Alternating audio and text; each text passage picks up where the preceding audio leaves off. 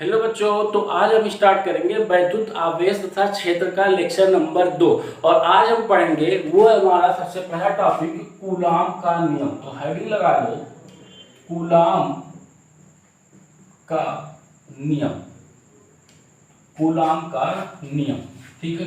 तो देखो, इससे पहले जो लेक्चर में हमने देखा था कि सजातीय और विजातीय आवेश की सजातीय आवेश जो होते हैं वो एक दूसरे को प्रतिकर्षण करते हैं, और जो विजातीय आवेश होते हैं वो एक दूसरे को आकर्षित करते हैं। सजातीय आवेश का मतलब है कि दोनों पे आवेश या तो धन धन हो जाए या दोनों पे आवेश कैसा हो जाए, ऋण हो जाए, तो उसे हम क्या कहते थे, सजातीय आवेश कहते थे। और अगर एक पे चिन्ह जो हो जाए वो धन हो जाए और दूसरे पर चिन्ह जो हो जाए वो ऋण हो जाए तो उसको हम विजातीय आवेश बोलते थे। लेकिन यहाँ से हमें ये नहीं पता चलता था कि अगर कोई दो आवेश ले लिया जाए, जैसे हमने मान लो कि एक आवेश यहाँ पे Q1 ले लिया और दूसरा आवेश हमने यहाँ पे Q2 के बीच की दूरी R कर दिया। अब ये बताओ इनके बीच में कितना वैद्युत बल लग रहा है, ये चीज हमें पता नहीं चलता था। तो यही वैद्युत बल बताने के लिए फ्रांसीसी वैज्ञानिक थे जिनका नाम कूलाम था। इन्होंने 1785 ईस्वी में एक नियम दिया जिसे कूलाम का नियम कहते हैं। इस नियम के अनुसार ही हम दो विद्युत आवेशों के बीच कितना बल लग रहा है इसको यहाँ तक कर लेते हैं, ठीक है। तो चलिए इसका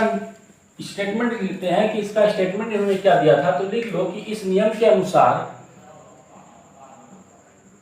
किन्हीं भी दो स्थिर बिंदु किन्हीं भी दो स्थिर बिंदु आवेशों के बीच किन्हीं भी दो स्थिर बिंदु आवेशों के बीच कार्यरत वैद्युत बल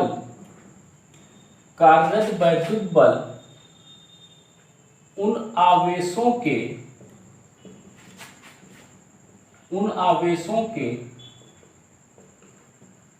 गुणनफल के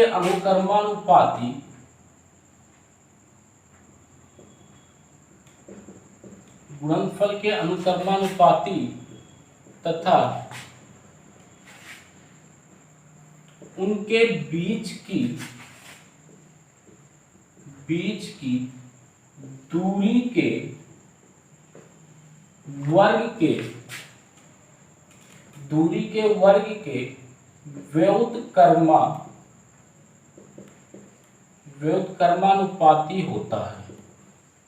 व्युत्क्रमानुपाती होता है।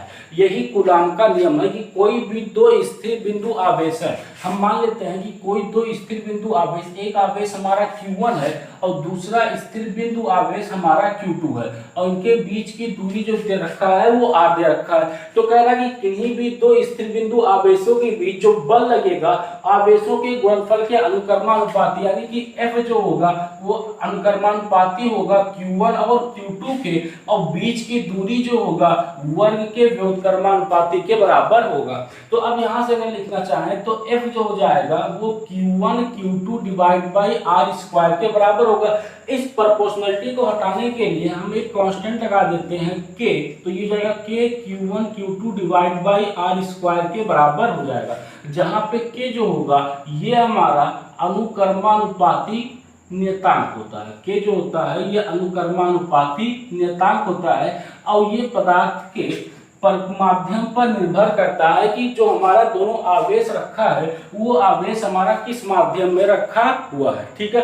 अब जो हमारा ये K का मान होता है, इस K के मान को अगर मैं ऐसे लिखूं कि अगर निर्वात या वायु में या निर्वात में तथा SI पद्धति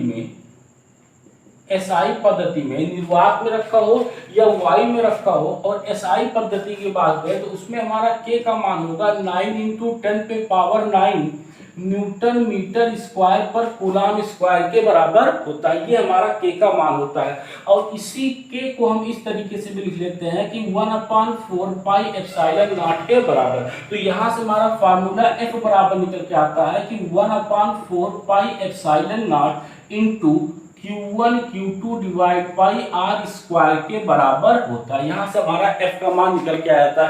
अब चाहो तो 1/4 पाई एप्सिलॉन नॉट का मान 9 × 10⁻⁹ उठाकर यहाँ पर रख दो। ठीक है, तो ये हमारा दो बिंदु आवेशों के बीच कितना बल लगेगा, ये बल यहाँ से निकल के आ जाता है। ठीक, अब यहाँ पे देखो ये एप्सिलॉन नॉट आया, तो एप्सिलॉन नॉट होता है निर्वात की वैद्युतशीलता, ये होता है निर्वात की वैद्युतशीलता, ये हमारा कहलाता है निर्वात की वैद्युतशीलता कहलाता है। और एप्सिलॉन नॉट का जो मान होता है वो होता है 8.855 इंटू 10⁻⁻12 कूलाम स्क्वायर पर न्यूटन मीटर स्क्वायर के बराबर होता है। ये होता है निर्वात की वैद्युतशीलता और इसका मान हमारा इतना होता है। ठीक है, अब अगर देखो, अगर यहीं पर जो ये दोनों आवेश हमने रखे थे Q1 और Q2, ये दोनों आवेश हमने निर्वात में रखा था, तो यदि इनका माध्यम चेंज कर दिया जाए, यदि निर्वात के अलावा, निर्वात के अतिरिक्त लिख लो, यदि निर्वात के अतिरिक्त कोई अन्य माध्यम, कोई अन्य माध्यम, जैसे कोई भी दूसरा माध्यम ले लो, जैसे हम यहाँ पे ले ले जल ले ले या कांच ले ले या फिर मोम का माध्यम ले ले या अभ्रक का माध्यम ले लें, तो उस माध्यम, देखो एक चीज ध्यान रखना, अगर ये दोनों जो आवेश हैं, ये दोनों आवेश अगर निर्वात में रखे हुए हैं, तब तो हमारा F का मान जो है वो 1/4 pi epsilon naught Q1 Q2 divide by r square बराबर है। ठीक है, कोई दिक्कत नहीं है। लेकिन अगर इन्हीं दोनों आवेशों को मैं निर्वात या वायु के अतिरिक्त किसी दूसरे माध्यम में रखता हूं, तो F का जो मान हो जाता है ये होता है 1/4 पाई एप्सिलॉन नॉट के Q1 Q2 divide by r square के बराबर होता है। ठीक, ये हमारा एक के भी आ जाता है, जहां पे हम जो के जो होता है, इस के को हम बोलते हैं के को, ये जो के होता है, इस के को हम बोलते हैं कि आपेक्षिक वैद्युतशीलता या परावैद्युतांक, या फिर ये जो होता है ये हमारा आपेक्षिक वैद्युतशीलता होता है। आपेक्षिक वैद्युतशीलता, परावैद्युतांक बोलेंगे या फिर आपेक्षिक वैद्युतशीलता बोलेंगे, इस पे हम पूरा एक लेक्चर करेंगे। ठीक है, कि जो होगा वो आपेक्षिक वैद्युतशीलता या परावैद्युतांक इसको बोलते हैं। ठीक, अगर वायु व निर्वात की बात करें, निर्वात के लिए अगर निर्वात की बात करें तो निर्वात के लिए के का मान जो होता है वो 1 होता है। इसीलिए यहाँ पे के को हमने नहीं लिखा था, क्योंकि इसका मान निर्वात के लिए कितना हो जाता है, 1 हो जाता है। और अगर कोई अन्य पदार्थ है तो अन्य माध्यम के लिए लिख लो कि अन्य माध्यम के लिए के का मान जो होगा, के का मान 1 से अधिक होता है, 1 से अधिक, कोई के का मान 1 से अधिक होगा। तथा धातुओं के लिए, अगर कोई मैं धातु ले लेता हूं यहाँ पे, तो धातुओं के लिए के का मान, धातुओं के लिए के का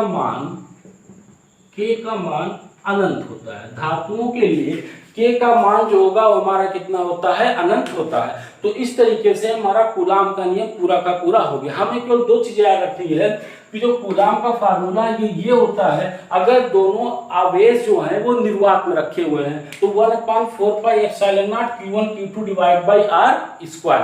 अगर यही दोनों आवेश जो है निर्वात के अलावा किसी अन्य माध्यम में उठाकर रख दिया जाए, तो उसका जो फोर्स का फार्मूला होगा, यानी कि आवेश बल का फार्मूला होगा, कितना वैद्युत बल लग रहा है, इसका फार्मूला हो जाएगा 1/4 पाई एप्सिलॉन नॉट के Q1 Q2 divide by r square, जहां के जो होगा वो हमारा क्या कहलाएगा, आपेक्षिक वैद्युतशीलता कहलाएगा। और इसका मान इस पे डिपेंड करेगा कि हम इन दोनों आवेशों को किस माध्यम में उठाकर रखे हैं। ठीक है, तो इस तरीके से कूलाम का नियम पूरा का पूरा हमारा हो जाता है। ठीक है, तो इसको नोट कर लीजिए इतना।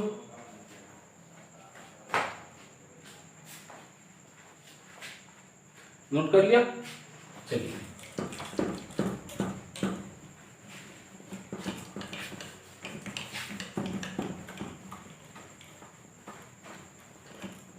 अच्छा, अब नोट डाल के लिखो 1-2 पॉइंट यहाँ पे देखो, नोट डाल के लिखो कि कूलाम का नियम, पहला पॉइंट लिखो इसमें कि कूलाम का नियम, लिख लो कूलाम का नियम किन्हीं भी 2 स्थिर बिंदुओं के लिए ही, किन्हीं भी 2 स्थिर बिंदुओं के लिए ही है।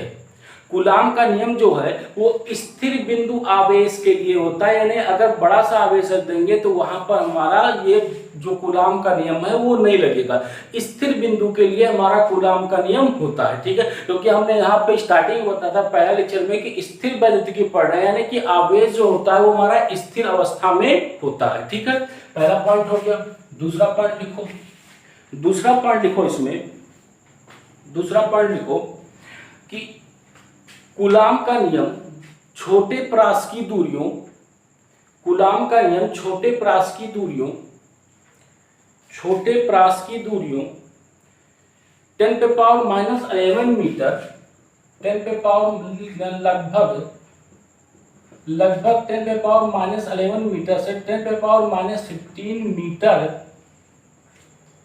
तथा बड़े परास की दूरियों, तथा बड़े परास की दूरियों दोनों के लिए उपयोगी हैं। चाहे बड़े परास की दूरियों लिखो, यानी छोटे से छोटी दूरियों, यानी कि परमाणुवीय दूरियों के लिए, अगर मैं परमाणुवीय दूरियों के लिए लगाऊं तब भी वो हमारा कूलाम का नियम लगेगा, या नाभिकीय दूरियों के बीच में लगाऊं तब भी कूलाम का नियम लगेगा, या कोई दोनों बिंदु आवेश को बहुत दूरी पर रख दे, लगभग रख दो 10⁻15 मीटर रख दो, इतना दूरी पर रख दो, तब भी हमारा कूलाम का नियम लगता है, ठीक है। तीसरा पॉइंट इसमें लिख लो कि सीजीएस पद्धति में, अभी तक जितना पढ़ते सब एसआई पद्धति में था, सीजीएस पद्धति में F बराबर Q1 Q2 divide by R square के बराबर। अगर मैं सीजीएस पद्धति की बात करूं तो सीजीएस पद्धति में हमारा जो बल लगेगा ये बल होगा Q1 Q2 divide by R square के बराबर बल लगेगा, ठीक है। इतना नोट कर लो, नोट कर लिया। चलिए यहाँ पे छोटा सा पार्ट और देख लेते हैं कि हमने जो F देखा था ये F इनवर्सली प्रोपोर्शनल होता है R स्क्वायर, यानी कि व्युत्क्रमानुपाती होता है बीच के दूरी के वर्ग के, ठीक है। तो अगर हम इसका F और R के बीच का ग्राफ बनाऊं, ये R और F हो गया, तो इसका ग्राफ जो होगा कुछ इस प्रकार से इसका ग्राफ हमारा बनेगा। देखो R का मान जैसे जैसे बढ़ता जाएगा वो F का मान क्या होगा, कम होता चला जाएगा, और जैसे जैसे R का मान कम होता जाएगा F का मान क्या होगा, बढ़ता हुआ चला जाएगा।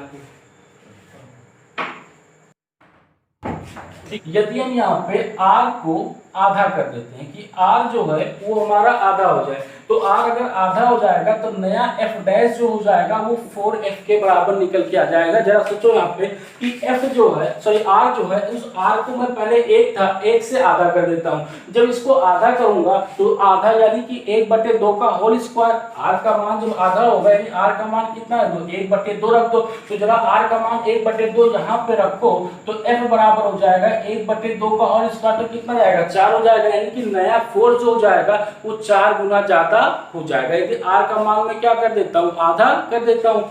इसी तरीके से यदि R का मान मैं 2 गुना कर देता हूँ, यदि R का मान मैं 2 गुना कर दूं, R का मान यदि 2 गुना कर देता हूं तो जरा F का मान बताओ कितना होगा। अगर R का मान यहाँ पे दुगना करोगे तो F रखोगे R का मान, तो नया फोर्स जो हो जाएगा वो पुराने फोर्स का कितना हो जाएगा, F/4 के बराबर निकल के आ जाएगा, ठीक है। तो इस तरीके का क्वेश्चन सिंपल सा आता है कि यदि कूलाम के नियम में हम R को 3 गुना कर देते हैं तो उसका फोर्स जो होगा वो बल कितना गुना हो जाएगा, तो बल जो हो जाएगा वो पुराने बल का F/9 के बराबर हो जाएगा। तो R का मान यहाँ पे कितना हो जाएगा, 3 हो जाएगा, तो नया फोर्स जो होगा वो कितना हो जाएगा, F/3 के बराबर निकल के आ जाएगा, ठीक है। तो इस तरीके का क्वेश्चन भी इसमें बनता है, तो इसको नोट कर लो इतना।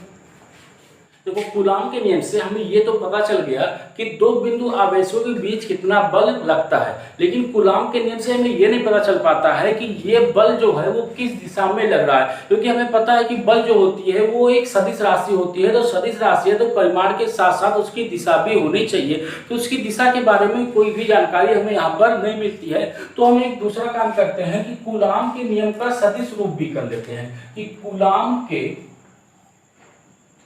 नियम का सदिश रूप, कूलाम के नियम का सदिश रूप। अब देखो यहाँ पे थोड़ा वेक्टर में जाओगे, यानी कि सदिश और अदिश वाली कहानी भी यहाँ पर थोड़ी सी चलेगी, ठीक है। तो इसको इस तरीके से कर लेते हैं कि ये मान लो हमारा ये x है, ये y है और ये डायरेक्शन जो है वो हमारा z है। ठीक, तो यहाँ पर हम कोई दो आवेश ले लेते हैं। एक आवेश यहाँ पर ले लेते हैं कि Q1 है और दूसरा आवेश जो है वो हमारा Q2 है। ये बिंदु A मान लेते हैं और इस बिंदु को B मान लेते हैं। यहाँ से जो ओरिजिन है यानी O है, मूल बिंदु है, इस मूल बिंदु को यहाँ से मिला देते हैं। OA और OB को क्या करते हैं, मिला देते हैं। मान लेते हैं कि ये OA जो है इसका स्थिति सदिश R1 वेक्टर है और इसका स्थिति सदिश जो है वो हमारा R2 वेक्टर है। ठीक है, इधर की दिशा में यानी कि आवेश Q2 द्वारा Q1 पर जो बल लगेगा वो बल हमारा कितना होगा, F12 बल लगेगा। Q2 द्वारा Q1 में बल कितना लगेगा, F12 लगेगा। और Q1 द्वारा Q2 पर जो बल लगेगा वो F21 के बराबर लगेगा। ठीक है, तो यहाँ पे मान लेते हैं कि माना दो स्थिर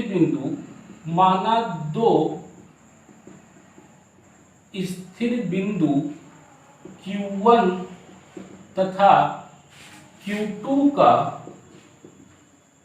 स्थिति सदिश Q1 तथा Q2 का स्थिति सदिश R1 वेक्टर व R2 वेक्टर है। R1 वेक्टर व R2 वेक्टर है। ठीक है, तो अब यहां से निकालेंगे Q1 से Q2 की ओर सदिश, Q1 से Q2 की ओर सदिश, Q1 से Q2 की ओर मैं सदिश निकाल ले रहा हूं। तो Q1 से Q2 की ओर सदिश हमारा क्या, A से B होगा, तो AB बराबर हो जाएगा। अब देखो AB का पोजीशन वेक्टर है कि स्थिति सदिश कैसे लिखेंगे, इसका जो स्थिति सदिश होगा वो हो जाएगा हमारा OB वेक्टर माइनस का OA वेक्टर। अब देखो इसके लिए थोड़ा बहुत सदिश रूप तुम्हें आना चाहिए और क्लास 11 में ऐसा बहुत डिटेल में बताया गया होगा। ठीक है, तो AB बराबर देखो ये कहां से आ रहा है, यहां से A से B की तरफ आ रहा है यानी कि R1 से R2 की तरफ आ रहा है, तो इधर जो जाएगा वो हमारा R12 निकल जाएगा। तो ये हो जाएगा R12 बराबर OB का मान कितना है, OB का मान है R2, तो ये हो जाएगा R2 माइनस का R1 वेक्टर हो जाएगा। ठीक है, अब देखो अगर हमें वेक्टर में यानी कि सदिश में अगर हमें दिशा बतानी होती है तो यूनिट वेक्टर का इस्तेमाल करते हैं, यानी एकांक सदिश का। एकांक सदिश का काम ही इतना होता है कि वो केवल और केवल दिशा के बारे में जानकारी देता है। तो इसका एकांक सदिश लिख लेते हैं, तो इसका एकांक सदिश हो जाएगा हमारा एकांक सदिश यानी R12, ये हो जाएगा हमारा R12 vector divide by R12 के बराबर आ जाएगा। ठीक, इस तरीके से हमारा एकांक सदिश निकल के आ जाता है। सेम इसी प्रकार से हमने Q1 से Q2 की ओर सदिश निकाला, अब Q2 से Q1 की ओर सदिश निकाल लेते हैं कि Q2 से Q1 की ओर सदिश, इसकी ओर हमारा कौन सा, इसकी ओर सदिश होगा। तो Q2 से Q1 की सदिश ओर होगा यानी B से लेकर A की तरफ जाओगे तो BA वेक्टर बराबर हो जाएगा। अब यहाँ पे पोजीशन वेक्टर लगाओगे तो ये हो जाएगा OA वेक्टर माइनस का OB वेक्टर।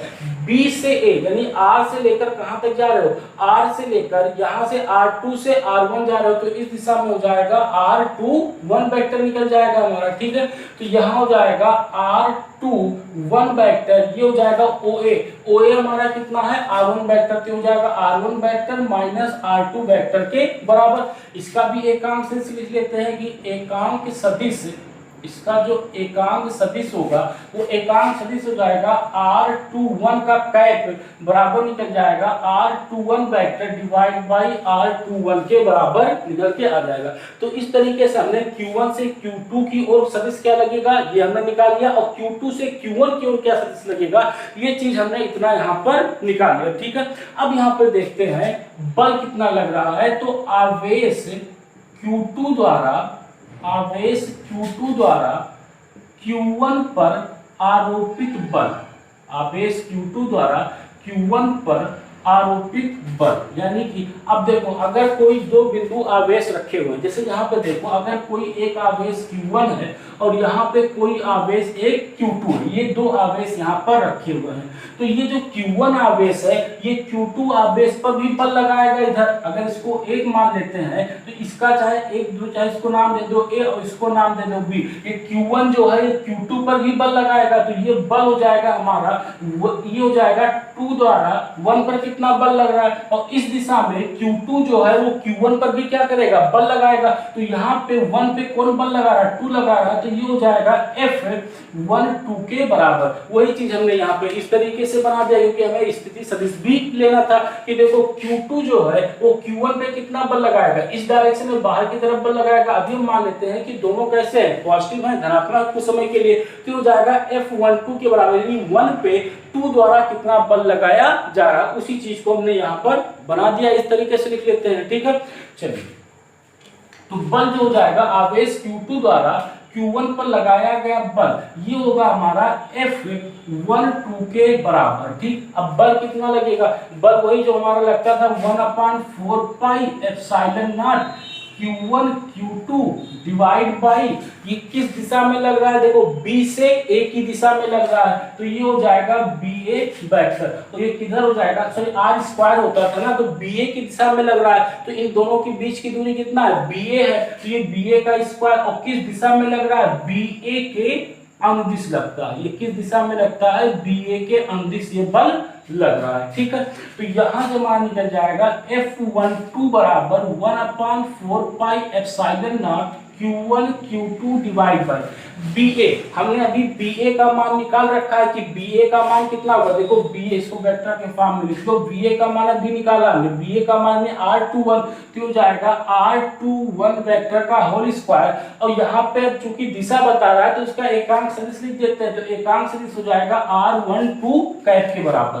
तो यहाँ से F12 बराबर निकलेगा 1/4 pi epsilon naught Q1 Q2 divide by R12 को हम क्या लिख सकते हैं, इसको लिख सकते हैं R1 वेक्टर माइनस का R2 वेक्टर का होल स्क्वायर के बराबर लिख सकते हैं, ठीक। चाहे यहाँ से वेक्टर था तो इसकी कोई जरूरत भी नहीं यहाँ पे, ठीक। इसको देखो, इसको क्या लिख सकते हैं, R21 vector divide by R1 divide by R21 के बराबर, ठीक। इसको भी उसी तरीके से लिख दो, तो ये हो जाएगा F12 बराबर निकल जाएगा 1/4 pi epsilon naught Q1 Q2, ये हो जाएगा R1 minus R2 vector divide by R1, इसको भी R1 माइनस R2 लिख लो, तो R1 माइनस R2 का होल क्यूब के बराबर निकल जाएगा। ये हमारा कितना आया, F12 के बराबर आ गया। चलो इसको नाम देते हैं कि ये हमारा है समीकरण नंबर फर्स्ट है, यानी कि 2 के द्वारा 1 पर कितना बल लगाया जा रहा है, 1/4 pi epsilon naught Q1 Q2 R1 minus R2 divide by R1 minus R2 का होल क्यूब के बराबर। इतना बल जो 2 है वो 1 पर इतना बल लगाता है, ठीक है। इतना नोट कर लो।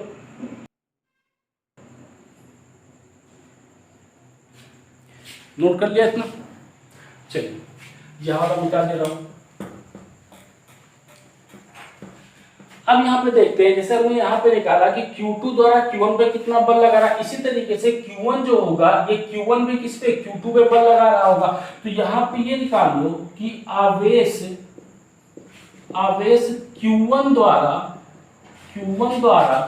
Q2 पर आरोपित बल, Q1 द्वारा Q2 पर आरोपित बल, Q1 जो है वो Q2 पर कितना बल लगा रहा है, F21, तो ये हो जाएगा हमारा आरोपित बल हो जाएगा F21 वेक्टर बराबर 1/4 pi epsilon naught Q1 Q2 divide by R का मान देखो कितना है, कहां से, Q1 से Q2 की तरफ आ रहा है, यानी A से B की तरफ आ रहा है, तो ये हो जाएगा हमारा AB का स्क्वायर, और ये हो जाएगा AB के अनुदिश, ये हो जाएगा हमारा AB के अनुदिश हो जाएगा, ठीक। किस दिशा में लग रहा है, AB के अनुदिश ही बल हमारा लग रहा है। देखो A Q1 से Q2 की तरफ बल लग रहा है, तो किधर लग रहा है, A से B की तरफ ये बल हमारा लग रहा है, ठीक।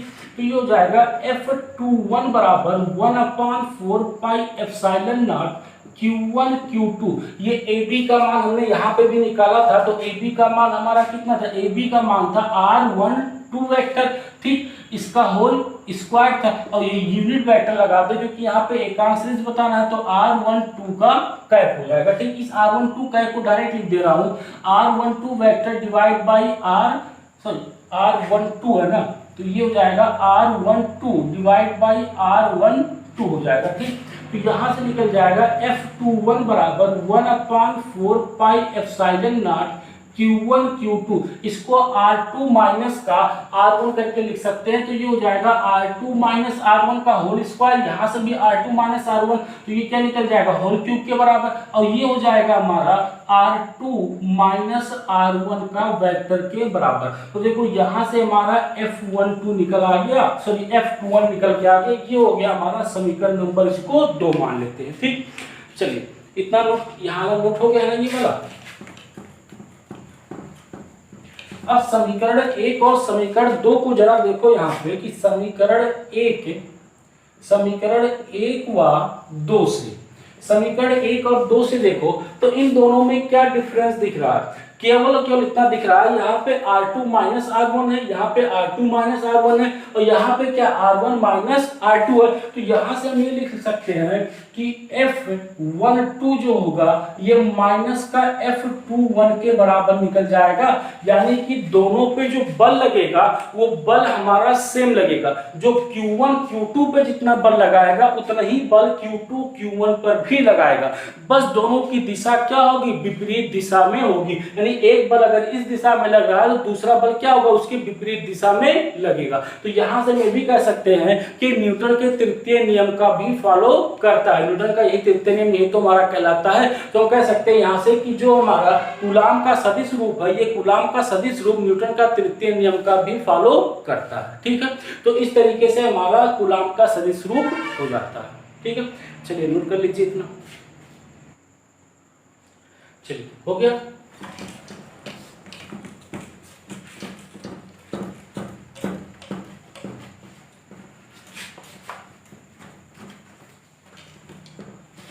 इसके बाद नोट करके 1-2 पॉइंट लिख लेते हैं।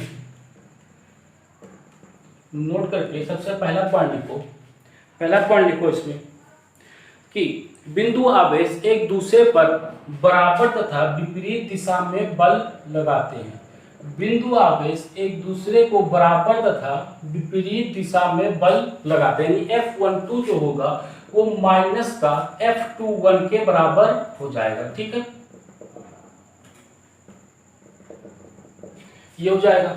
इसके बाद दूसरा नियम लिखो। इसमें देखो लिखना नहीं, इसमें थोड़ा सा दूसरा नियम देख लो कि दूसरा नियम ये है कि मान लो यहाँ पे ये आवेश जो है वो हमारा Q1 है और ये आवेश जो है ये हमारा Q2 आवेश दिया हुआ, ये हमारा Q1 आवेश दिया है और ये हमारा Q2 आवेश दिया है। अगर दोनों आवेश जो है वो सजातीय है, यहाँ पे लिख लो यदि आवेश सजातीय है, यदि आवेश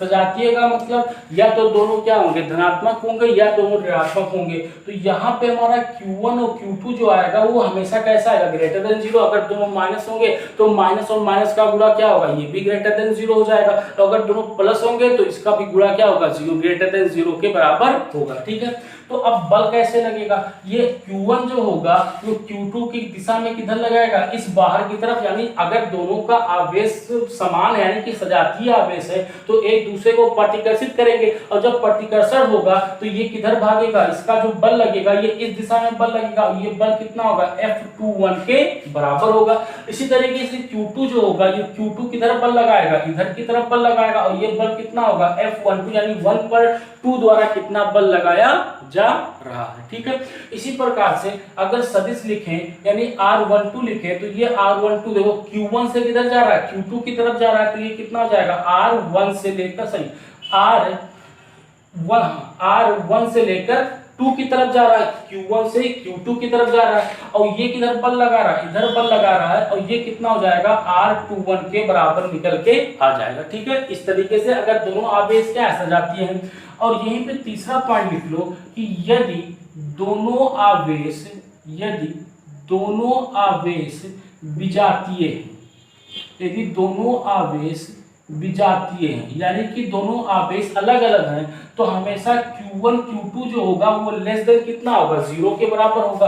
तो लेस देन 0 होगा तो देखो यहाँ पे अगर आवेश Q1 है और यहाँ पे आवेश हमारा Q2 है।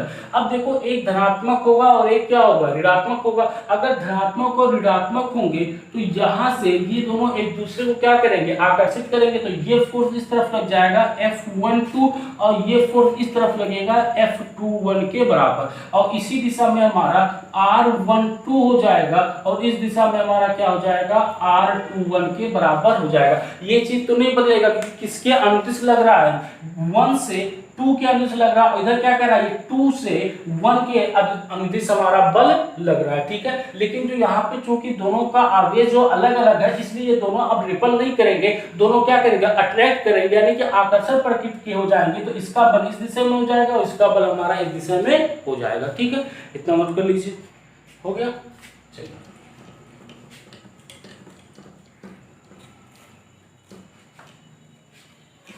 क्या कूलॉम्स लॉ को हम हर जगह लगा सकते हैं? तो ऐसा नहीं है कि हर जगह हम कूलॉम्स लॉ को अप्लाई नहीं कर सकते। तो इसके कुछ लिमिटेशंस है, वो देख लेते हैं कि लिमिटेशन ऑफ कूलॉम्स लॉ।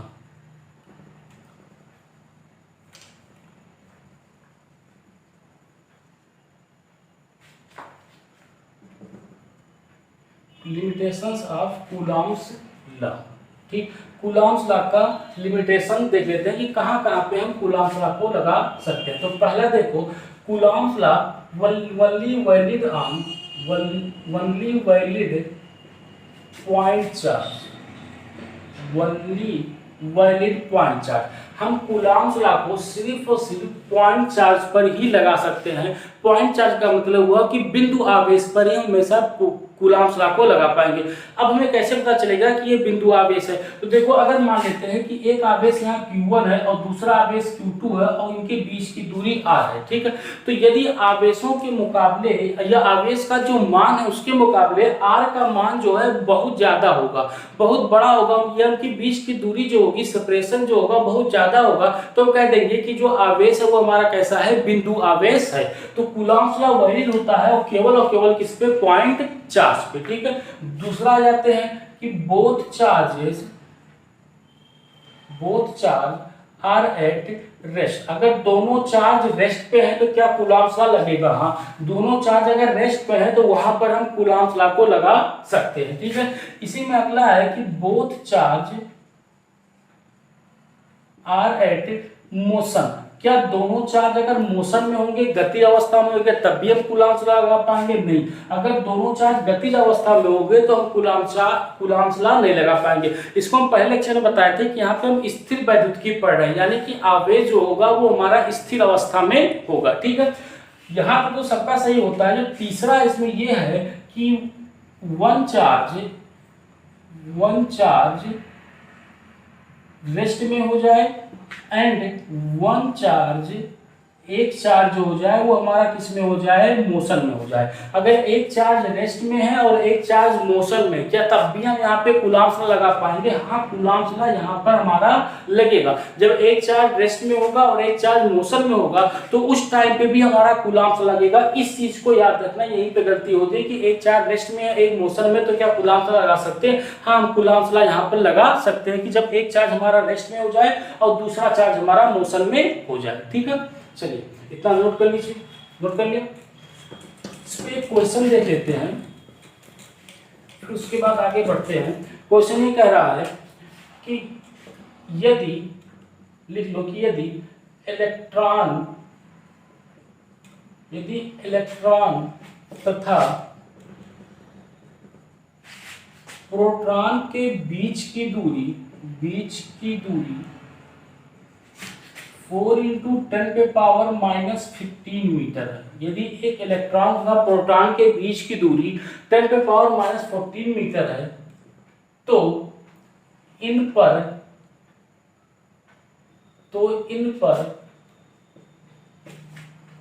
लगने वाला वैद्युत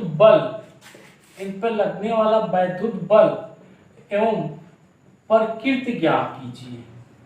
प्रकृति ज्ञात कीजिए। कह रहा है कि इस पे कितना बल लगेगा और उसकी प्रकृति कैसी होगी, ये दोनों चीज हमें यहाँ पर बताना है। ठीक है, तो कह रहा है कि एक इलेक्ट्रॉन तथा प्रोटॉन के बीच की दूरी इतना है, तो हमने मान लेते हैं कि एक यहाँ पे आवेश Q1 है और दूसरा आवेश जो है वो हमारा Q2 है। यहाँ पे क्या है, पहला आवेश इलेक्ट्रॉन है और दूसरा आवेश प्रोटॉन है और इनके बीच की दूरी 4 × 10⁻⁻15 मीटर के बराबर है। ठीक है, तो यहाँ पे सिंपल से देखो R का मान जो है वो R का मान हमारा कितना है 4.0 × 10⁻⁻15 मीटर के बराबर दिया हुआ है। ये हमारा -15 मीटर है।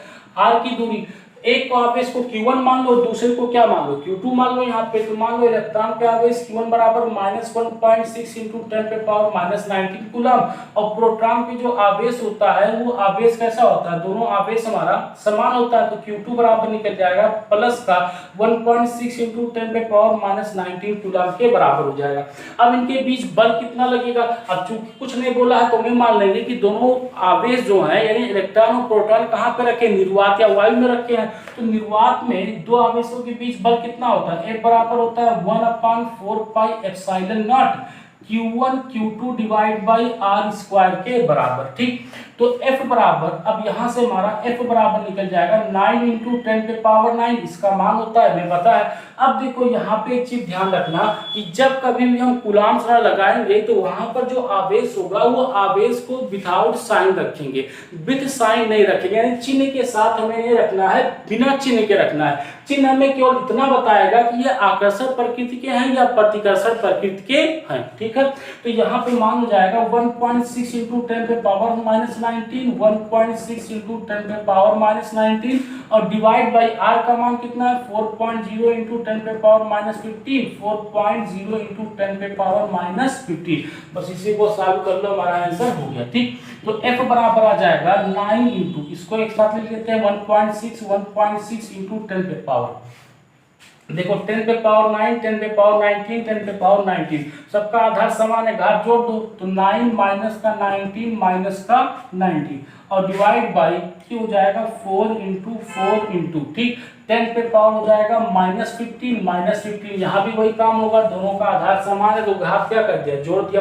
तो देखो ये बन जाएगा 4 चौका 16 और 4 चौका 16, ये पॉइंट का 4 आ जाएगा। तो ये हो जाएगा हमारा यहाँ से F बराबर 9 × पॉइंट का 4 × पॉइंट का 4 × 10 पे पावर। ठीक, देखो ऊपर कितना बचेगा, ठीक 19 दूना कितना होगा 38 होगा और 38 में से 9 घटाओगे तो ये हमारा कितना बनेगा -29 बचेगा। ठीक, ये -29 हो जाएगा और यहाँ पे ये हो जाएगा 15 दूना 30, इसको ऊपर ले जाओगे तो घात किसमें हो जाएगा, प्लस में हो जाएगा। ठीक, ये प्लस में हो गया तो F बराबर निकल गया 9 गुणे ये कर लो, अच्छा इसको ऐसे लिख लो 4/10 और गुणे 4/10, दशमलव को क्या कहते हैं यहाँ से हटा दिया, दोनों का आधार समान है, घात जुड़ जाएगा वापस 29 + 30। ठीक, तो F बराबर निकल जाएगा, ये हो जाएगा 9 चौक 36 गुणे 4/10 पे पावर 2 गुणे ऊपर कितना बचेगा, केवल 10 बचेगा, इसको ऊपर ले जाओ तो F बराबर निकल जाएगा 4 × 6 = 24 के 4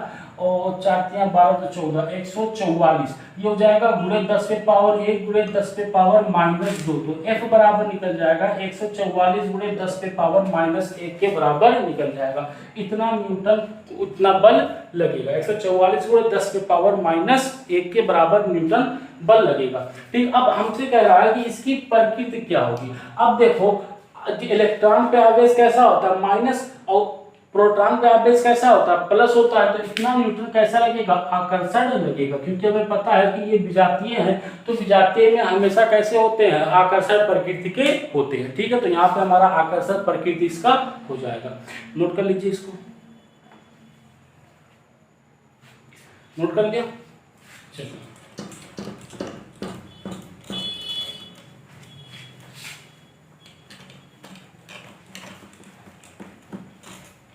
इसके बाद एक अगला टॉपिक है कि यहाँ पे देखो अभी तक हमने क्या कर रहे थे कि अगर कोई दो आवेश है तो उस पर कितना बल लगेगा हम आसानी से बता ले जाते थे, लेकिन अब दो आवेश की जगह अगर यहीं पर हम 3 आवेश कर दें तो उन तीनों आवेशों पे कैसे बल लगेगा या उस पे कैसे बल लगेगा ये निकालने के लिए हमें पढ़ना पड़ेगा कि अध्यारोपण का सिद्धांत। अध्यारोपण का सिद्धांत, प्रिंसिपल ऑफ सुपरपोजिशन। ठीक है, ये हमें पढ़ना पड़ेगा कि अध्यारोपण का सिद्धांत। ठीक, तो अध्यारोपण का सिद्धांत किसे कहते हैं, पहले तो इसकी डेफिनेशन लिख लो। डेफिनेशन ये कहता है कि यदि कोई निकाय अनेक आवेशों से मिलकर बना है, यदि कोई निकाय अनेक आवेशों से मिलकर बना है, यदि कोई निकाय अनेक आवेशों से मिलकर बना है, यदि कोई निकाय जो है वो कई सारे आवेश से मिलकर बना है, ठीक है, तो उनमें से किसी एक आवेश पर कार्यरत परिणामी बल, तो उनमें से किसी एक आवेश पर परिणामी बल, यानी कि उनमें से किसी एक आवेश पर परिणामी बल जो होगा वो होगा अन्य आवेशों द्वारा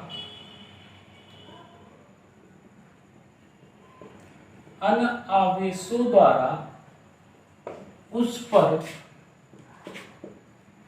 लगाए गए सदिश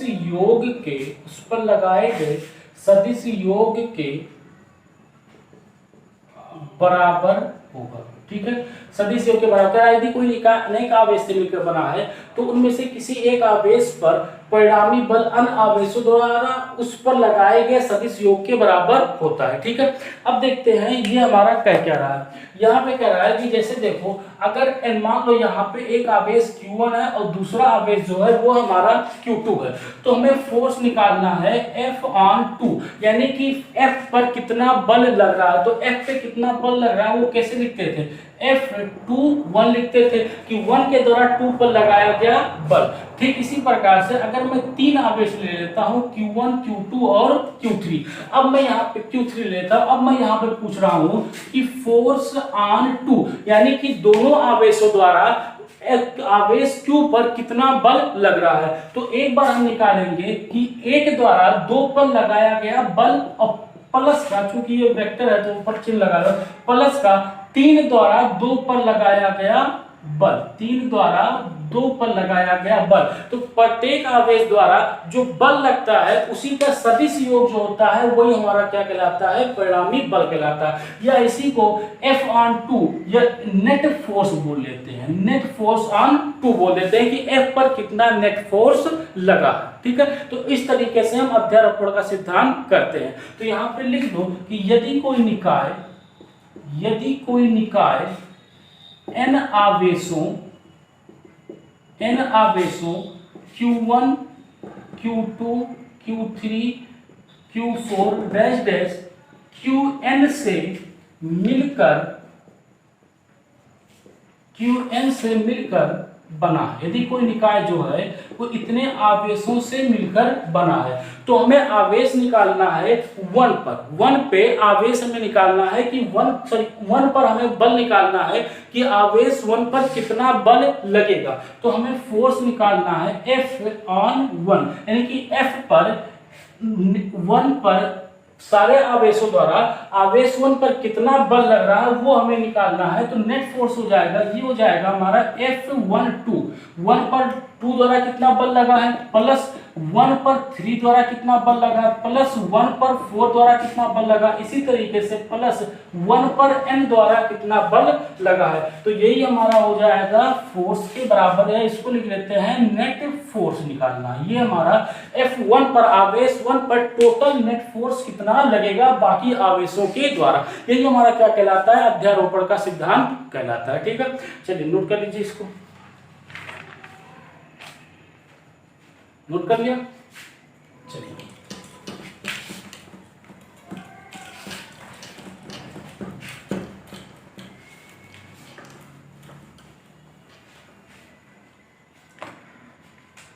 एक नोट करके एक पॉइंट लिख लीजिए,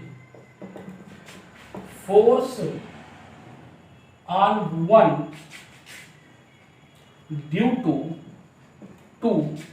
फोर्स ऑन वन यानी एक के द्वारा दो पर जो फोर्स लगा है, do not change when third charge comes only change net force, केवल जो होगा नेट फोर्स हमारा चेंज होगा। अब कह रहा है कि force on one due to two, एक के द्वारा, जैसे यहाँ पर मान लो एक आवेश हमारा Q1 है, एक आवेश Q2 है, एक आवेश Q3 है। कह रहा है force on one due to two, one पर फोर्स टू के द्वारा जो फोर्स लग रहा है, अगर मैं तीसरा चार्ज ले आता हूं तो इस पे जो ये फोर्स लगाता है, बल लगाता है, इस पे कोई भी फर्क नहीं पड़ेगा, केवल फर्क इससे पड़ेगा नेट फोर्स पर फर्क पड़ेगा कि इसका नेट फोर्स जो होगा वो हमारा बदल जाएगा। ठीक है, चलिए नोट कर लीजिए, इसको क्वेश्चन करते हैं, इस पे क्वेश्चन करते हैं, इस पे क्वेश्चन कैसे कैसे बनता है। ठीक है, सबसे पहला क्वेश्चन लेते हैं। पहला क्वेश्चन कह रहा है कि ये एक समबाहु त्रिभुज दिया हुआ है, सब पे आवेश जो है ये प्लस का Q है, आवेश प्लस का Q है, ये पॉइंट A है, पॉइंट B है, और ये जो है ये हमारा पॉइंट C दिया हुआ है। कह रहा है कि बिंदु C पर परिणामी बल ज्ञात कीजिए, कि बिंदु C पर परिणामी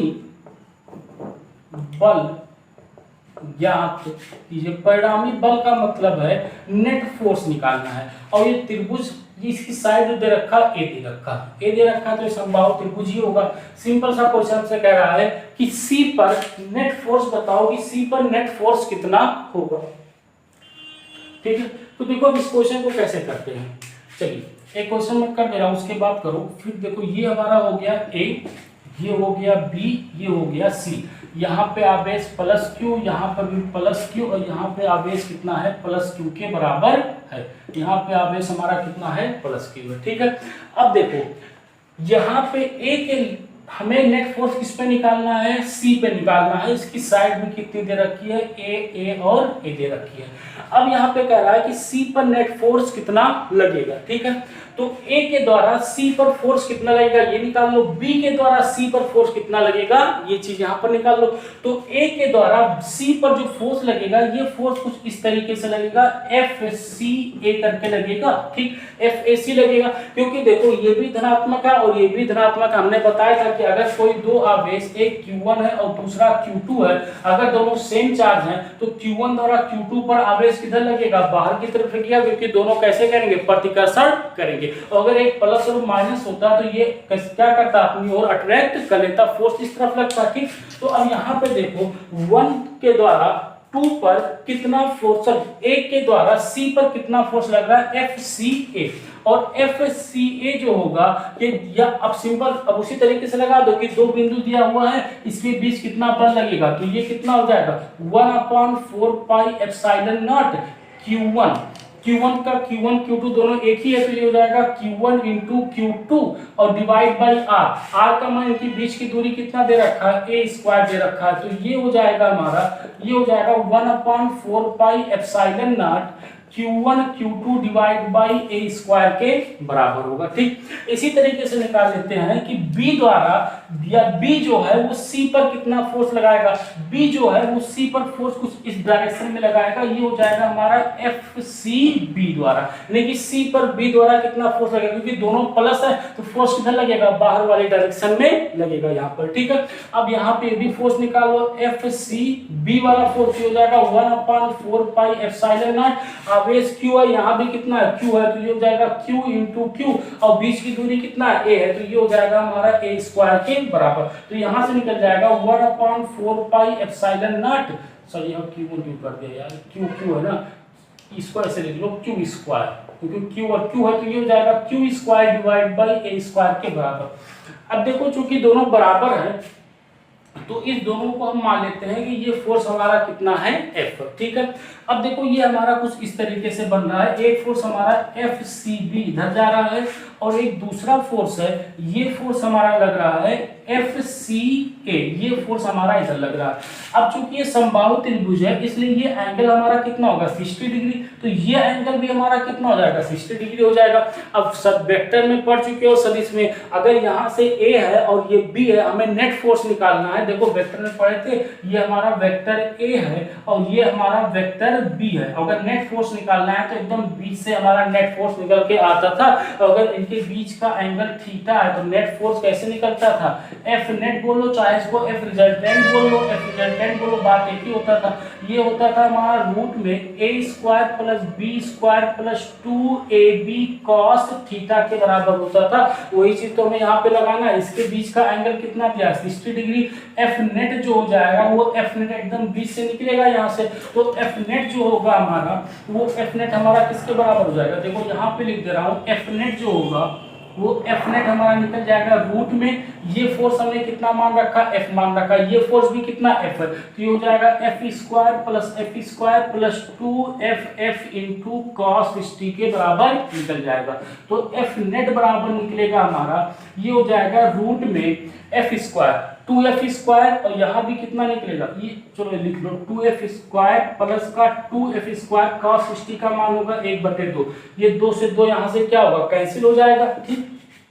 तो यहाँ से हमारा F नेट बराबर कितना निकलेगा 2F square plus F square, ये हो जाएगा रूट में 3F स्क्वायर के बराबर। तो यहाँ से F नेट बराबर निकलेगा रूट में 3F और F का मान दोनों का बराबर है तो यहाँ पे रख दो। तो F नेट बराबर निकल जाएगा कि root 3 divide by 4 pi epsilon naught Q square by A square के बराबर, यानी कि इतना नेट फोर्स इस पे लगेगा। तो इस टाइप का क्वेश्चन होगा, तो इस तरीके से हमें करना होता है। तो देखो इसमें सदिश का बहुत ज्यादा इस्तेमाल है, सदिश का इस्तेमाल इन सब में हमारा पड़ेगा, थोड़ा बहुत इसमें सदिश का ज्ञान होना चाहिए, ठीक है। चलिए इसको नोट कर लीजिए, इतना नोट कर लीजिए। अगला क्वेश्चन देता हूँ,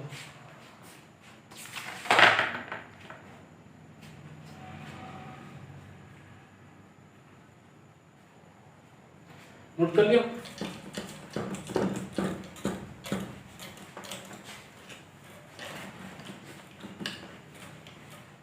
अगला क्वेश्चन देखते हैं कि अगला क्वेश्चन कुछ सिमिलर उसी प्रकार से लेते हैं। ये है एक हमने यहाँ पे त्रिभुज ले लिया, इस तरीके से ले लेते हैं। एक त्रिभुज है, ये साइड पॉइंट ए है, ये बी है, ये सी है, साइड ए और एरिया है। यहाँ पे आवेश -q, यहाँ पे +q और यहाँ पे कितना है +q कह रहा है। तो कह रहा है कि बिंदु ए पर परिणामी बल ज्ञात कीजिए। बिंदु ए पर परिणामी बल ज्ञात कीजिए, ठीक है। लगभग सिमिलर क्वेश्चन है उसी तरीके से, तो एक बार इसको खुद करने की कोशिश करो, फिर उसके बाद मैं इसको बता रहा हूँ, ठीक है। चलो तो एक बार खुद से ट्राई करो इसको, खुद से एक बार कि बिंदु ए पर परिणामी बल कितना होगा, ठीक है। कर लिया, चलिए इसको करते हैं। यहाँ पे देखते हैं, कह रहा है कि बिंदु ए पर परिणामी बल ज्ञात कीजिए कि ए पर परिणामी बल कितना होगा। तो सिमिलरली उसी प्रकार से हम ए पर दिखाते हैं कि सी के द्वारा ए पर कितना बल लग रहा है, कि बी के द्वारा सी पर कितना बल लग रहा है। फिर इसको क्या करेंगे सदिश योग कर देंगे। यहाँ पे देखो अध्यारोपण का सिद्धांत लग रहा है, यहाँ पे 2 से ज्यादा आवेश है तो वहाँ पे क्या लगेगा अध्यारोपण का सिद्धांत यहाँ पर जगह लगा रहे हैं। तो अब जरा यहाँ पे ध्यान दो, यहाँ पे आवेश कैसा है प्लस है और यहाँ पे आवेश कैसा है माइनस है। और जब आवेश विजातीय होते हैं तो एक दूसरे को क्या करते हैं अट्रैक्ट करते हैं। जब ये अट्रैक्ट करेंगे तो देखो यहाँ पर जो हमारा दिशा होगी, ये दिशा हमारी कुछ इस तरीके से होगी। ये फोर्स कितना हो जाएगा F ऑन C पर, FAC, यानी A पर C के द्वारा जो बल लगेगा वो किस दिशा में होगा, इस दिशा में होगा, बाहर की तरफ नहीं होगा। अब यहाँ पे मत करना, क्योंकि अगर दोनों सजातीय होते तब तो ये किधर लगता, बाहर की तरफ बल लगता। अभी देखो नोट करके लिखाया था कि अगर यहाँ पे विजातीय आवेश है, मान लो एक माइनस है और दूसरा क्या है प्लस है, तो इनके बीच में जो बल लगेगा, इसे Q1 और Q2 दे दो, तो ये बल किधर लगेगा इस डायरेक्शन में लगेगा। और ये नाम क्या लेंगे F2 पे बल लग रहा है, किसके द्वारा 1 के द्वारा बल लग रहा है, ठीक है। तो इस तरीके से हम इसको करते हैं, ठीक। तो यहाँ पे FAC का मान जरा लिख लो, तो FAC का मान लिखोगे तो FAC यानी कि A पर C के द्वारा कितना फोर्स लग रहा है, ये होगा हमारा के, अब Q1 Q2 का हटा 1/4 की जगह पे सीधा सीधा के लिख दे रहा हूँ, ठीक है, ये आसान पड़ेगा। तो यहाँ पे हो जाएगा के, ठीक, ये के Q1 कितना है, Q है, और Q2 भी कितना है, Q हो जाएगा के क्यू स्क्वायर डिवाइडेड, बीच की दूरी कितना है, a है। अब यहाँ पे कूलम्ब्स लॉ लगा रहे हो तो कूलम्ब्स लॉ में तो यहाँ पे हमें विद साइन रखने की जरूरत नहीं पड़ती, ठीक है, FAC हो गया। इसी प्रकार से देखो कि जो हमारा B पे आवेश है ये A पे कितना बल लगाएगा, तो बल किधर लगेगा, चूंकि ये विजातीय है तो विजातीय की वजह से ये क्या करेगा, अपनी ओर अट्रैक्ट करेगा। जब ये अट्रैक्ट करेगा तो इस तरफ फोर्स क्या लगेगा, F ऑन C पर फोर्स लगेगा, ठीक। तो FAC पे फोर्स निकाल लो, सॉरी B है ना ये, FB सॉरी नहीं यार, FAB यानी कि A पर B के द्वारा कितना फोर्स लग रहा है, तो ये हो जाएगा FA पर B के द्वारा कितना फोर्स लगेगा, के q square divide by A square. अब भी वही लगेगा क्योंकि देखो अभी आवेश कितना Q और Q है, तो Q इंटू Q, Q1 कितना जाएगा, Q स्क्वायर, और नीचे इनके बीच की दूरी कितना A है। तो वापस इन दोनों को क्या मान लेते हैं, दोनों बराबर है, तो एक कांस्टेंट हम एक मान लेते हैं कि के बराबर है, ठीक। तो देखो ये कुछ इस तरीके से बना, ये हमारा इधर का बना, ये फोर्स हमारा कितना है, FAB है, ठीक। इधर की तरफ फोर्स यानी बल कितना लग रहा है, FAC लग रहा है, और हमें पता है कि इनके बीच का एंगल कितना है, 60 डिग्री है, तो ये एंगल हमारा कितना हो जाएगा, 60 डिग्री हो जाएगा। तो वापस हमें क्या करना है, अब रिजल्टेंट निकालना है, परिणामी बल निकालना, तो परिणामी बल क्या होगा, 20 से आ जाएगा, ये हमारा F रिजल्टेंट आ जाएगा। रिजल्टेंट बोलो चाहे परिणामी बल बोलो या F नेट बोलो, यहाँ पे कि नेट फोर्स ऑन ए पर नेट फोर्स कितना लग रहा है, ठीक है। तो यही पर निकाल लेते हैं कि F नेट ऑन ए यानी ए पर F नेट कितना लग रहा है, ठीक। तो ये कितना हो जाएगा, उसी तरीके से ये फोर्स भी हमारा F है, देखो इन दोनों को हमने कितना मान रखा, के की जगह पे इसको F मान लो, F माना था ना पिछली बार, इस बार भी क्या कर लो, F मान लो, ठीक। तो ये F हो जाएगा, तो ये होता है रूट में a square plus b square plus 2ab cos theta, तो ये हो जाएगा हमारा F स्क्वायर प्लस का F square plus 2FF cos theta का मान कितना है, 60 डिग्री है, ठीक है। तो ये हो जाएगा हमारा रूट में 2F स्क्वायर प्लस का 2F cos 60 का मान 1/2 2F स्क्वायर कर लो इसको, यहां से ये कट जाएगा, तो ये निकलेगा हमारा रूट में 3F स्क्वायर के बराबर, तो ये हो जाएगा रूट 3F, और F का मान कितना रखा है, रूट 3, F का मान हमने F का मान कितना निकाला, दोनों में बराबर है, तो ये हो जाएगा k q square divide by A square के बराबर आ जाएगा। देखो अब भी F पे फोर्स कितना लगेगा, सेम ही बल लगेगा दोनों आवेशों की वजह से, जितना पीछे बल लगा था, बस यहाँ पे इसका डायरेक्शन जो हो जाएगा वो डिफरेंट हो जाएगा, ठीक है। चलिए नोट कर लीजिए, इतना नोट कर लिया नोट उसको। चलिए अगला क्वेश्चन करते हैं। अगला क्वेश्चन कह रहा हमसे, कुछ थोड़ा चेंज करते हैं, अब इसको ऐसे लेते हैं, एक स्क्वायर लेते हैं, ये हमारा कोई एक स्क्वायर है, ठीक। ये हमें दे रखा है A B C और D, यहाँ पे आवेश प्लस Q, यहाँ पे आवेश प्लस Q, यहाँ पर आवेश भी प्लस Q ले लो, और यहाँ पर भी आवेश क्या ले लो, प्लस Q ले लो। चाहे काम करो, यहाँ पे आवेश कर लो माइनस Q, C पे जो आवेश है वो माइनस Q।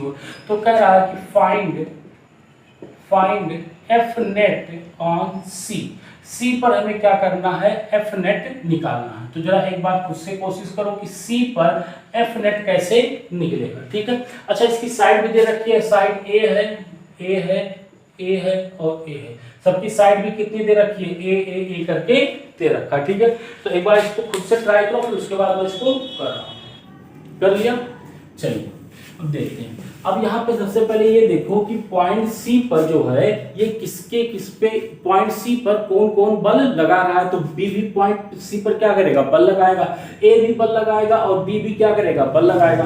अब जरा ये बताओ क्या जो बल लगाएगा बी, जो सी पर बल लगाएगा उसकी दिशा जो होगी, उसकी दिशा क्या इस तरफ होगी, और ये क्या होगा, एफ जो हो जाएगा एफ सी बी हो जाएगा, यानी कि सी पर बी द्वारा लगाया गया बल, ठीक, एफ सी बी होगा, क्योंकि ये धनात्मक है और ये कैसा है, ऋणात्मक है, तो इसलिए यहाँ पर ये इसको दोनों आपस में क्या करेंगे, अट्रैक्ट करेंगे, इसलिए इसकी दिशा जो होगी इस दिशा में हो जाएगी। सेम इसी तरीके से डी वाला जो होगा, डी वाला भी प्लस है और ये इस पे आवेश कैसा है, माइनस है, तो इसको क्या करेगा, अपनी ओर अट्रैक्ट करेगा, और अट्रैक्ट करेगा तो इससे बल लग जाएगा एफ सी डी, यानी कि सी पर डी द्वारा लगाया गया बल हो जाएगा, ठीक, इतनी बात क्लियर है। अब जरा इसको यहाँ पे लिख लेते हैं कि एफ सी बल कितना होगा, एफ सी बी यानी कि सी पर बी द्वारा लगाया गया बल कितना देगा, के Q1 Q2 by r square, तो के क्यू डिवाइड बाई आर का मान कितना दे रखा है, ए, तो ये हो जाएगा ए, ठीक, क्यू को लिख ले रहा हूँ, इसको के क्यू स्क्वायर बाई ए के बराबर, sorry k q square by r square होता है, तो इसका मान क्या हो जाएगा, ए स्क्वायर के बराबर आ जाएगा। इसी तरीके से अगर मैं एफ सी डी का मान लिखूं तो ये हो जाएगा हमारा k q square by A square के बराबर निकल जाएगा, ठीक। अब जरा यहाँ से ए द्वारा बल लगाते हैं, जरा देखो ए द्वारा जो बल लगाएंगे तो ए जो होगा वो सी पे कुछ इस तरीके से बल लगाएगा यहाँ पर, ठीक है। अच्छा, बल की दिशा किधर होगी, देखो ये प्लस है और ये माइनस है, तो ये इसको क्या करेगा, अपनी ओर अट्रैक्ट करेगा, तो इसकी जो बल की दिशा होगी, ये बल की दिशा कुछ इस तरीके से होगी, और ये बल की दिशा जो होगी ये होगी हमारी, ये बल की दिशा हो जाएगी एफ सी ए, यानी कि सी पर ए द्वारा लगाया गया बल। अब जरा एफ सी ए को यहाँ पर लिखो कि एफ सी ए, तो ये कितना हो जाएगा, तो यहाँ पर भी आवेश कितना है, क्यू है, यहाँ पर भी आवेश कितना है, क्यू के बराबर है, तो ये हो जाएगा k q square divide by r square. अब क्या ये दूरी जो है, ये दूरी ए से लेकर सी तक की दूरी भी हमारी ए है, ए दूरी हमारी ए नहीं है, तो ये हमारा डायगोनल है, और जब यहाँ से दूरी निकालोगे तो ये आएगा a√2 के बराबर आता है। इसको निकाल भी सकते हो यार, ये हमारा क्या बन रहा है, देखो ये हमारा एक तरीके से समकोण त्रिभुज ही तो बन रहा है, ये साइड ए है और ये साइड भी क्या, ये एंगल कितना 90 डिग्री है, तो समकोण त्रिभुज में जब कर्ण का स्क्वायर बराबर आधार का स्क्वायर प्लस लंब का स्क्वायर लगाओगे तो कितना आ जाएगा, a√2 के बराबर आ जाएगा, ठीक है, ठीक। अब यहाँ से जरा देखो, इसको मैं अलग करके बना रहा हूँ, देखो इधर है ये बल जो लग रहा है, ये हमारा कितना है, एफ सी डी है, एफ सी डी यानी कि सी पर डी द्वारा लगाया गया बल, ये बल की दिशा हमारी किधर है, ये वाला जो बल है वो है हमारा एफ सी बी है, ठीक, और इस डायरेक्शन में जो बल है ये हमारा कितना है, एफ सी ए के बराबर है, ठीक। अब जरा देखो, अगर हमें नेट फोर्स निकालना है कि इस पे एफ नेट कितना लग रहा है, ये पॉइंट जो है वो पॉइंट हमारा कितना है, सी है, इस पे सी पर एफ नेट कितना लग रहा है, इसको निकालने के लिए सबसे पहले इन दोनों का पहले रिजल्टेंट निकालते हैं कि डी द्वारा और बी द्वारा कितना बल लगाया जा रहा है, फिर उसके बाद देखेंगे अगर अपोजिट दिशा में आ जाएगा तो घटा देंगे, अगर सेम दिशा में आ जाएगा तो क्या कर देंगे, जोड़ देंगे। तो पहले इसका रिजल्टेंट निकाल देते हैं और मान लेते हैं कि इसका जो रिजल्टेंट आ रहा है इन दोनों का, ये रिजल्टेंट हमारा कितना, एफ आर के बराबर है, ठीक है। सॉरी, यहाँ पे देखो ये दोनों बराबर है, तो इन दोनों को हम मान लेते हैं एक के बराबर, ये दोनों जो है हमारे किसके बराबर है, के बराबर है, ठीक है। इसके बराबर हमने मान लिया यहाँ से कि ये जो है ये हमारा के बराबर है। अब जरा यहाँ से रिजल्टेंट निकालोगे तो एफ आर बराबर हमारा निकल जाएगा। अब वही चीज है कि वेक्टर वाली कहानी, देखो ये हमारा ए है, ये वेक्टर ए है, और ये जो है ये वेक्टर कौन सा है, वेक्टर बी है। अब अगर हमें मान लो इसके बीच का एंगल कितना है, थीटा है, अगर हमें रिजल्टेंट निकालना है इसका, तो रिजल्टेंट कहाँ से जाएगा, 20 से होता हुआ जाएगा, और रिजल्टेंट जो होगा एफ आर किसके बराबर, रिजल्टेंट जो होगा या आर मान लो, रिजल्टेंट आर जो होगा किसके बराबर होता है, a square plus b square plus 2ab cos theta के बराबर होता है। अब देखो ये भी एकदम लाइन जो है एकदम बीच से तो होकर जा रही है, इनके बीच का एंगल कितना है, 90 डिग्री। तो रिजल्टेंट इसी तरीके से निकाल दो इसका, तो एफ रिजल्टेंट जो आ जाएगा हो जाएगा रूट में एफ सी बी का स्क्वायर, ये किसके बराबर है, हमने मान रखा है के बराबर, या के मान लो या चाहे इसको एफ कर लो, ये हमारा एफ के बराबर है, तो ये हो जाएगा एफ स्क्वायर, ये हो जाएगा एफ स्क्वायर ए स्क्वायर प्लस का बी स्क्वायर प्लस का F square plus 2ab F into cos 90, इन दोनों के बीच का एंगल कितना है, 90 डिग्री। देखो यहाँ पे एंगल कितना बन रहा है, 90 डिग्री बन जाएगा, ठीक है। अब यहाँ से देखो ये बन जाएगा एफ रिजल्टेंट बराबर हो जाएगा रूट में 2f square plus 2f square into cos 90 का मान देखो, cos 90 का मान जो होगा वो किसके बराबर होगा, sin 0 का, और sin 0 का मान कितना होता है, 0 होता है। तो यहाँ से f रिजल्टेंट जो आ जाएगा f√2 के बराबर आ जाएगा। ये हमारा क्या बन जाएगा, f रिजल्टेंट बन जाएगा। ठीक, अब अगर हमें f नेट निकालना है कि f नेट कितना होगा, तो f नेट जो निकालोगे तो देखो, अब देखो रिजल्टेंट भी इसी डायरेक्शन में जा रहा है, FCA भी क्या कर रहा है, उसी डायरेक्शन में जा रहा है, दोनों इसी डायरेक्शन में जा रहे हैं। तो अगर दो वेक्टर एक ही दिशा में जा रहे हैं तो क्या कर सकते हैं, जोड़ सकते हैं आसानी से। तो f नेट जो निकल जाएगा, चाहो तो इसको ऐसे लिख लो कि FCB प्लस का FCD प्लस का FCA। ठीक, अब देखो यहाँ पे ये दोनों तो हमारे क्या रिजल्टेंट के बराबर है, निकाल चुके हैं, f√2 के बराबर हो जाएगा f√2 प्लस का FCA कितना होगा, एक मिनट यार, एक चीज तो गड़बड़ कर दिया, यहाँ पे आर स्क्वायर लिखा नहीं, तो ये आर जब लिखेंगे तो इसका स्क्वायर करोगे तो कितना हो जाएगा, a स्क्वायर इंटू 2 के बराबर हो जाएगा। तो यहाँ पे लिखोगे तो ये हो जाएगा KQ square by 2a square. ठीक, यहाँ से देखो इस f का मान कितना है, KQ square by a square, तो ये हो जाएगा KQ square divide by a square into √2 plus का इधर हो जाएगा KQ square by 2a square के बराबर हो जाएगा। ठीक, इस चीज को यहाँ पे लिख दे रहा हूँ कि देखो अब इन दोनों में से कॉमन क्या आ रहा है, f नेट जो है इन दोनों में से कॉमन क्या है, KQ square by a square common निकल रहा है, तो हो जाएगा KQ square by a square, बचेगा कितना, यहाँ पे बचेगा √2, यहाँ पे √2 और यहाँ पे हो जाएगा 1/2 के बराबर हो जाएगा। ठीक, तो इस तरीके से ये हमारा आंसर आ जाएगा। चाहो तो इसको आगे भी सॉल्व करो, यही हमारा f नेट का मान निकल के आ जाएगा। ठीक, तो आसान सा क्वेश्चन था, कोई मुश्किल क्वेश्चन तो था नहीं। ठीक है, चलिए नोट कर लीजिए एक बार इसको। तो सिंपल सा ध्यान इतना सा रखना है यहाँ पे कि किस दिशा में हमारा बल लग रहा है वो निकाल देख लो, फिर रिजल्टेंट देख लो कि वेक्टर सम में करना है। अध्यारोपण का सिद्धांत ये तो करता है कि वेक्टर सम होता है, सदिश का क्या होता है, योग फल होता है। ठीक है, नोट कर लिया, चलिए।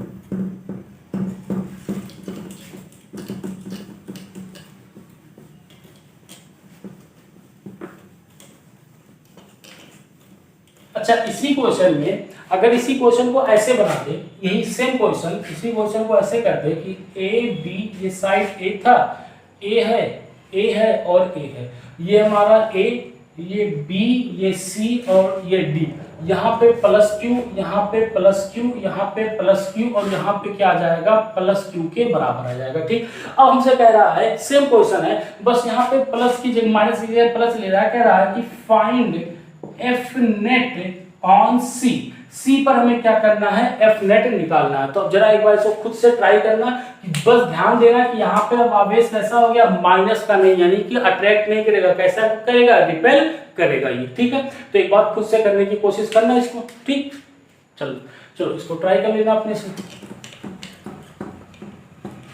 अगला देखते हैं, अगला क्वेश्चन हमसे कह रहा है कि मान लो फिर से वही एक स्क्वायर लेते हैं, ये है A B C और D, यहाँ पे प्लस Q आवेश है, यहाँ भी प्लस Q आवेश है और यहाँ पर भी प्लस Q आवेश है। इसके सेंटर में एक आवेश Q रखा है और इससे जो दूरी दे रखी है ये R दे रखी है। तो हमसे कह रहा है कि find F net on Q पर F नेट निकालना है। तो जरा इसको निकालो एक बार कि Q पर F नेट का मान कितना होगा। ठीक है, चलो एक बार ट्राई करो इसको, कैसे होगा, ये हो गया। चलिए अब देखते हैं, इस पे कह रहा है Q पर F नेट निकालो। ठीक, तो सब क्यों ऐसे फोर्स देखते हैं, फिर यहाँ पे मान लेते हैं कि ये हमारा क्या है, Q आवेश रखा है। ठीक, अगर हम A की बात करें कि A की वजह से इस पे फोर्स कितना लगेगा, अब देखो चूंकि ये भी जो है ये प्लस है और ये भी हमारा प्लस है, तो जो फोर्स लगेगा ये फोर्स हमारा कुछ इस डायरेक्शन में लगेगा और ये फोर्स कितना होगा, FQA होगा, यानी Q पर A के द्वारा कितना फोर्स लग रहा है यहाँ पे। तो प्लस है ना, तो रिपेल करेगा, तो ये फोर्स हमारा किस डायरेक्शन में लगेगा, इधर लगेगा, क्योंकि अट्रैक्ट करता है तो इधर लगता, तो ये इधर लगेगा हमारा फोर्स, और ये फोर्स हमारा कितना हो जाएगा, ए, यानी क्यू पर ए के द्वारा कितना फोर्स लग रहा है, और ये फोर्स हमारा कितना हो जाएगा, देखो के क्यू क्यू और इसके बीच की दूरी, ये दूरी हमारी कितनी दे रखी है, आर दे रखी है, तो हो जाएगा k q q divide by r square के बराबर होगा। ठीक, इसी तरीके से बी पर देखो, बी पे कितना, बी द्वारा क्यू पर कितना फोर्स लगेगा, बी द्वारा आप देखो ये भी प्लस है ये भी प्लस है, तो दोनों क्या करेंगे, रिपेल करेंगे, तो रिपेल करेंगे तो ये फोर्स हमारा किस डायरेक्शन में लगेगा, इस डायरेक्शन में लगेगा, और ये फोर्स कितना होगा, एफ क्यू बी, यानी क्यू पर बी द्वारा कितना फोर्स लग रहा है, क्यू पर बी द्वारा कितना फोर्स लग रहा है। ठीक, तो क्यू द्वारा बी पर कितना फोर्स लगेगा, के क्यू, दोनों में क्यू क्यू है और बीच की दूरी कितना है, आर है, तो हो जाएगा k q q divide by r square. ठीक, इसी तरीके से यहाँ पे आ जाओ, अब इस पे आ जाओ, सी के द्वारा कितना फोर्स लगेगा, अब चूंकि ये भी प्लस है ये भी प्लस है, तो रिपेल करेगा तो फोर्स किधर लगेगा, बाहर की तरफ लगेगा, तो इस डायरेक्शन में हमारा फोर्स लग जाएगा, और ये फोर्स हो जाएगा एफ क्यू सी के बराबर, ये भी उतने ही फोर्स होगा k q q divide by r square. D के द्वारा देख लेते हैं, तो डी द्वारा भी रिपेल करेगा तो इस डायरेक्शन में फोर्स लग जाएगा, कि हो जाएगा एफ क्यू डी, और ये फोर्स हो जाएगा हमारा k q q divide by r square के बराबर हो जाएगा। तो अब जरा देखो, जितना आवेश इधर है, जितना बल इधर लग रहा है, उतना ही बल किधर लग रहा है, इधर लग रहा है, तो ये इसको कैंसिल आउट कर देगा और ये इसको कैंसिल आउट कर देगा, तो हमारा जो फाइनली एफ नेट निकल के आएगा, एफ नेट ऑन क्यू, इसका मान कितना आ जाएगा, 0 के बराबर निकल के आ जाएगा। तो एफ नेट जो होगा वो हमारा कितना जाएगा, 0 के बराबर आ जाएगा। ठीक है, तो अब यहाँ पे एक नोट करके एक पॉइंट लिखो, नोट करके एक पॉइंट लिखो कि सिमेट्रिकल फॉर्म डिस्ट्रीब्यूशन में, सिमेट्रिकल फॉर्म डिस्ट्रीब्यूशन में, सिमेट्रिकल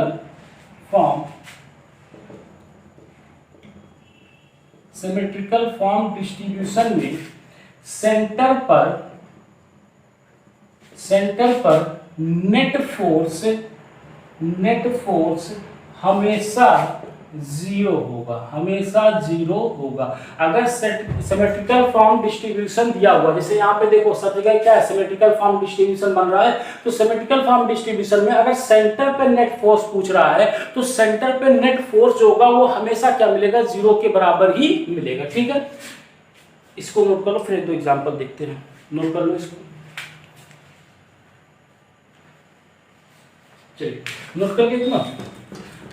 जैसे यहाँ पे एक अगला क्वेश्चन देखें, यहाँ पे ये क्वेश्चन देख रहे हैं कि जैसे ये कर दिया, ये हमने वापस एक त्रिभुज बना लिया, यहाँ पे Q आवेश है प्लस Q, यहाँ पर भी कितना है प्लस Q, यहाँ पे भी प्लस Q, यहाँ पे सेंटर पे एक आवेश रखा है माइनस Q। तो हमसे कह रहा है कि F नेट, इसको नाम दे दो A B C और इसको नाम दे दो O, तो कह रहा है कि F net on O।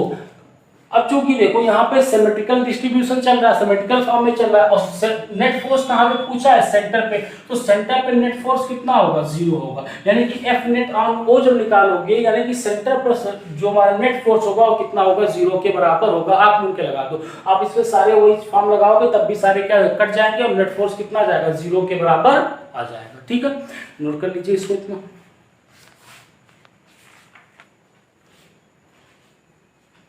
Note कर लिया, चलिए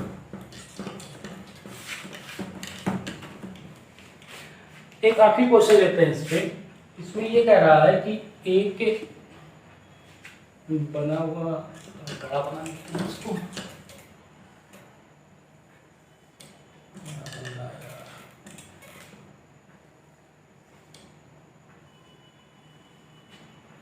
ए है, बी है, सी है और ये हमारा डी है। यहाँ पे प्लस क्यू है, यहाँ पे हमारा माइनस क्यू है, यहाँ पे हमारा प्लस क्यू है और यहाँ पे भी हमारा प्लस क्यू है, और यहाँ पे चार्ज दे रखा है प्लस क्यू दे रखा है। ठीक है, यहाँ से इनकी दूरी जो दे रखा है ये हमारा आर दे रखा है, यहाँ से दूरी जो दे रखा है ये हमारा आर दे रखा है। ठीक, अब हमसे कह रहा है कि find the net force on charge Q at centre, find the net force on charge Q at the centre. Charge Q है वो सेंटर पे रखा है, वो नेट फोर्स निकालना। एक काम करो, इसको प्लस कर लो और इसको क्या कर लो, माइनस कर लो यहाँ पे, ठीक है। तो सेंटर Q पर F नेट जरा निकालो कि सेंटर Q पर F नेट कितना होगा। एक बार खुद से ट्राई करो इसको। चलिए, हो गया, ट्राई कर लिया। चलिए देखते हैं। अब यहाँ पे F नेट हमें सेंटर पे निकालना है, ठीक है।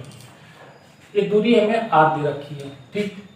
अब सबसे पहले ये देखो कि अगर मैं D के देखूं कि D जो है Q पर कितना फोर्स लगाएगा, तो D जो है Q पर फोर्स इस तरीके से लगाएगा, इसको सीधा सीधा FD लिख दे रहा हूं, ठीक। FD इधर लगाएगा, फोर्स बीच की दूरी कितना है, R है, तो ये हो जाएगा FD बराबर हमारा निकल जाएगा K Q divide by R square के बराबर निकल जाएगा, ठीक।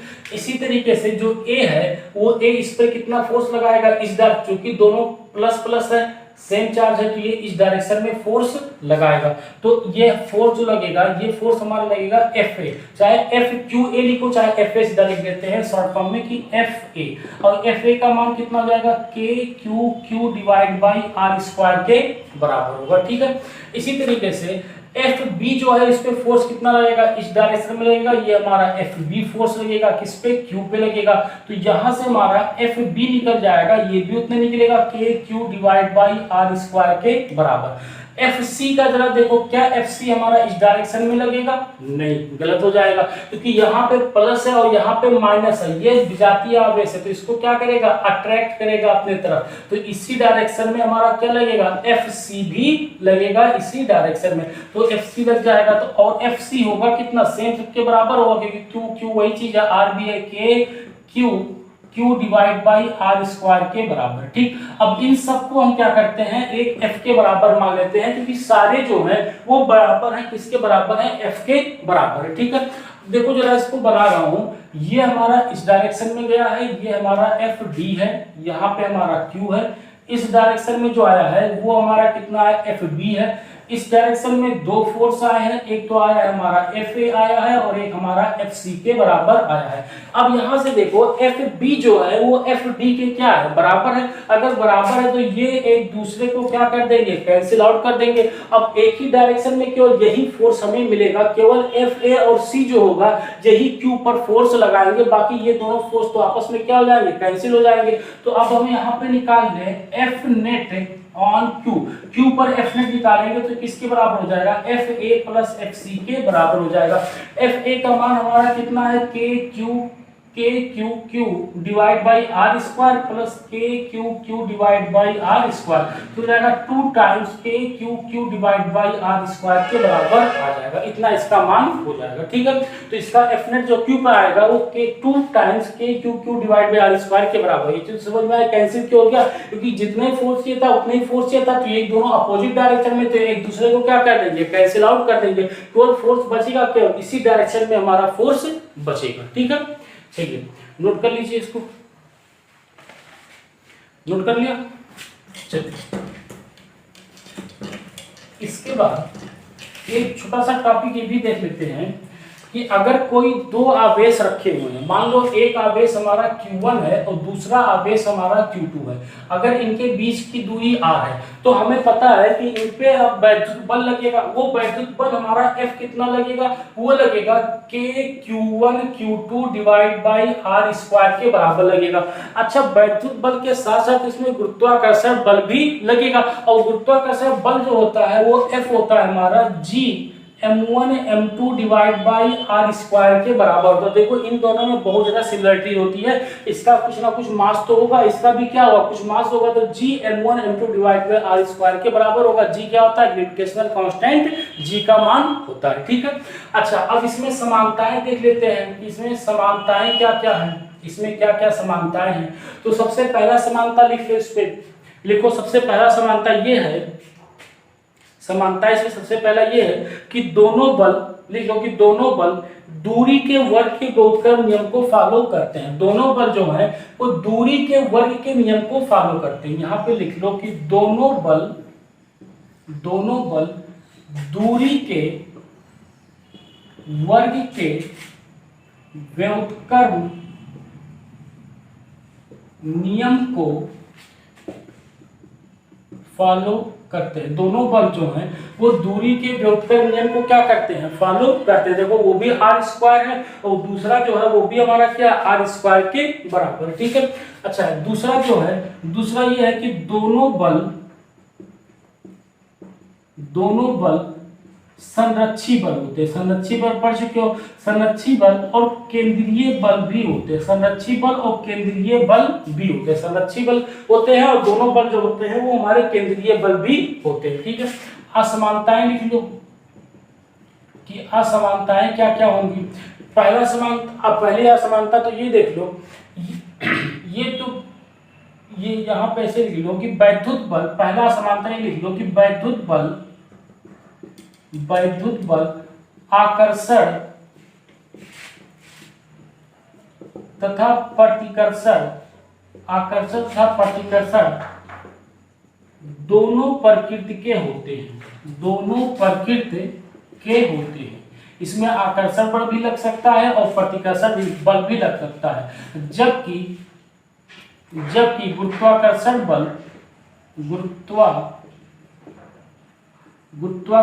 बल केवल आकर्षण प्रकृति का होता है।